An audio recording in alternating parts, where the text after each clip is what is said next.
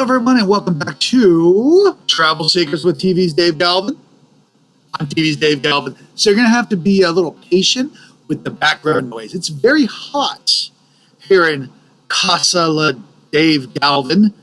And so I have all the air conditioning going, and I'm not going to turn them off because by the time I'm done with this, it would be, 87 degrees in my house, and I ain't dealing with it. So as most of you know, I just came back from Lake Tahoe, and we were staying at the Holiday Inn Club Vacations Tahoe Ridge Resort. And here are my thoughts about it. So you want the view and you want the luxury, but you want the ultimate kind of mountain escape that takes your breath away. You expect a certain level of service when you're paying X amount of dollars, and you expect a certain level of quality when you're in a place called a resort. You expect the details to be handled. You expect the room to be pristine. You expect to be treated like a valued guest, especially when you're a member of the club like I am. So the reality of Holiday Inn Club Vacations Tahoe Ridge, it's a journey of highs and lows, and it's a place of stunning vistas and baffling maintenance choices. So I recently spent some time at this property, as you know, and let's talk about the bad stuff first. Get that out of the way. So when you arrive, look, I was tired from my drive. It was only an hour flight from Portland to Tahoe. And then I have to go get the car. And then I got to drive an hour, almost an hour and a half from where I got my car all the way to up the mountain to 7,500 feet above sea level. And you're tired. It was almost 9:30 at night, and I was beat. I don't mind telling you. The check-in process was just not as simple as exchanging your ID and a credit card for a room key, like it should be. It is a tactical maneuver. Even if you are an existing owner, as I am, the pressure starts the moment you step foot in the lobby. You cannot simply get your key and just go. You are funneled to a second desk where the welcome feels more like an interrogation. The guy turns to me and goes, you need to attend this presentation. And I'm like, yeah, I'm good. Thank you. I'm all right. I'm already an owner. Oh, but if you attend this presentation, we can get you a complimentary dinner. No, I'm good. I'm with my son here, and it's just not going to work. And after saying no about 4 or 5 times, finally, I'm just like, look, I'm tired. I just want to get to my room and get some rest. Look, I pay my dues and I understand the system, but I'm hounded constantly for an upgrade every time I breathe. They hold your room key hostage until they've made the pitch. It's aggressive and it's uncomfortable. It is the opposite of the relaxing start of a vacation that you are paying for. And this is a reoccurring theme at the brand. At the Desert Club in Las Vegas, the pressure was similar. But here on the Ridge, you feel more isolated. You're up on top of a mountain and you kind of feel trapped. The upsell is a shadow that follows you from the front desk to the elevator. It is a pressure tactic that leaves a sour taste in your mouth before you even see your room. Days later, I happened to be walking around through the clubhouse when the same dude who was trying to pressure me into attending this presentation yelled across the room, "Hey, yo, I still have like 2 spots open. You sure you don't want to come?" I'm like, dude, I'm here. I'm on vacation. I'm with my son. Leave me the hell alone. The next is the no AC reality. You book your stay. You receive a confirmation email. It tells you that there is no air conditioning. You get to the front desk. They tell you there is no air conditioning. You walk down the hallway. There are signs reminding you that there is no air conditioning. They want to make sure you know exactly what you are getting into. There are times in Lake Tahoe when the mountain air is enough. There are times when a cross breeze from a balcony is the ultimate luxury. But there are also times when the Nevada sun beats down on your room when you're on the 5th floor, and it gets really uncomfortable. When you're paying for a luxury experience, just open a window. It feels like an inadequate solution. It's 85 degrees outside and the air is stagnant. Your room becomes a furnace. They provide fans, but fans just kind of move the hot air around. You find yourself planning your day around when the room might finally cool down enough to sleep, which actually, in all honesty, didn't take too long. Once the sun went down, there was a nice breeze that came through that cooled everything down. And I left the fan in the open window. The window's open about 4 inches. I opened up all the windows and I just put the fan right there and just let it suck in as much cool air as I can. But it is a fact of life at Tahoe Ridge. It is a fact that feels increasingly out of step with this elite status that this brand tries to project. Now, I expect a clean room. You expect a vacuum floor.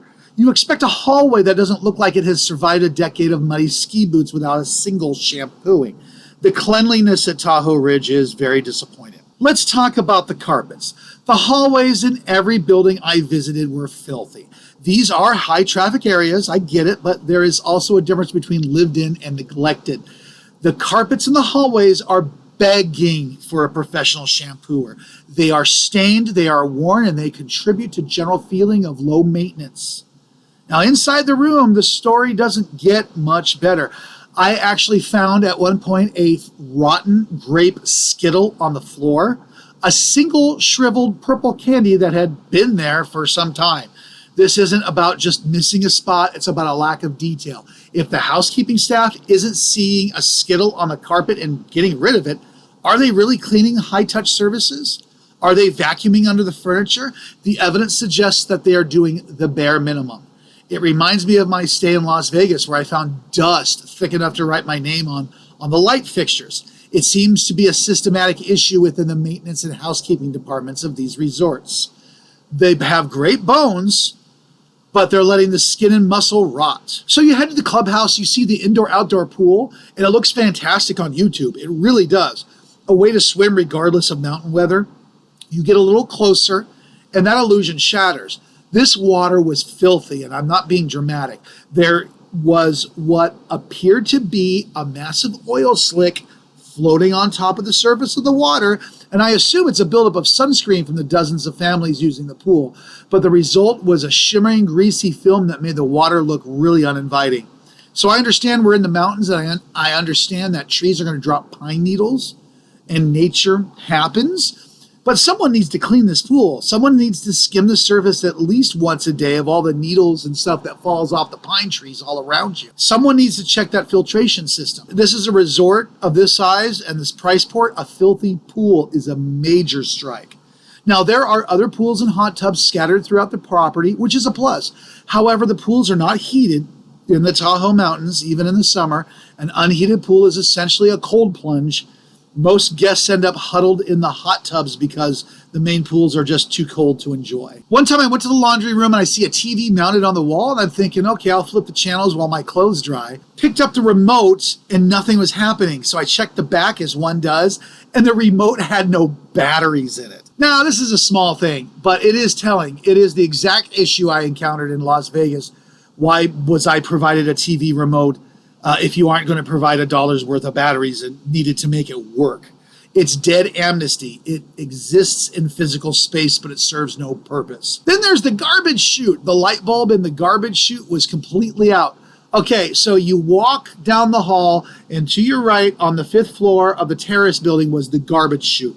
You open the door, and then you look down, and you notice there's bags and bags of garbage all over the floor. It makes no sense to me.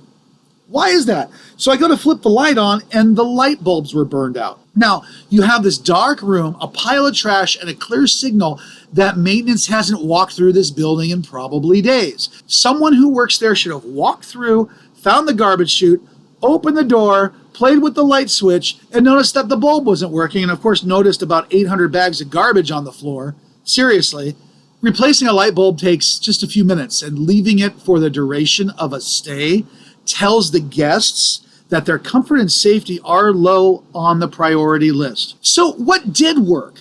You might think I just hated my stay, but I didn't. There are things that the Holiday Inn Club Vacations does get absolutely right, and Tahoe Ridge is no exception. First of all, the room size. The villas are spacious. They're huge. You have room to move, room to breathe, and a layout that makes sense for families or groups. This is where the brand shines. They do provide that home away from home footprint that a standard hotel room just cannot touch. The under the building garage was a godsend. Keeping your car out of the intense Nevada sun, or in some cases the winter snow, is a huge benefit. It keeps the vehicle cool or warm. It keeps it clean. It adds a layer of convenience that you really appreciate when you're loading or unloading your gear. The customer service was great, as it almost always is with this brand. The staff members I interacted with were friendly and professional and genuinely tried to be helpful, even when they were delivering the no AC news or trying to get me to attend a sales pitch. They are trained well and they handle the guests with grace. The outside of the resort is well kept, the curb appeal is high, the landscaping is manicured, the buildings do look very impressive from the road, and the overall vibe is very quiet and peaceful. You feel the serenity of the mountains when you are walking the grounds. And security is a top priority. You see presence, you see the checks, you feel safe on the property in a remote ridge top location. Knowing that the resort takes security seriously is a major plus. So finally, you want the truth about Tahoe Ridge? It is a beautiful property that's being let down by a lack of attention to detail. The bones are there. The views are unbeatable. The room layouts are perfect for a luxury getaway. But the oil slick pool, the filthy carpets, the missing batteries, and the high pressure sales tactics create a friction that prevents the resort from being unforgettable. If they could just invest in some carpet shampooers, a box of AA batteries, and a consistent pool cleaning schedule, the place would be a world-class destination. Although I will admit, I did enjoy my time at the Desert Club experience in Las Vegas more than at Tahoe Ridge. Well, that's it for us today on this Tuesday. Join us with TV's Dave Galvin for another episode of Travel Secrets with TV's Dave Galvin. I am TV's Dave Galvin. We'll see you Thursday.